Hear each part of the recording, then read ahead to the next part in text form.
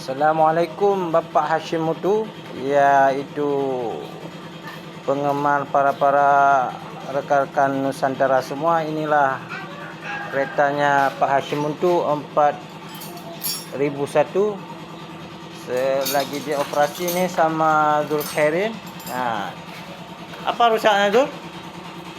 Diplot casnya ya? Diplot cas lah. Udah bagus, udah keluar apinya. Udah. Itu apa lagi servis karbu ya? Karbu. Ya udah lama nggak hidup ya. Kali.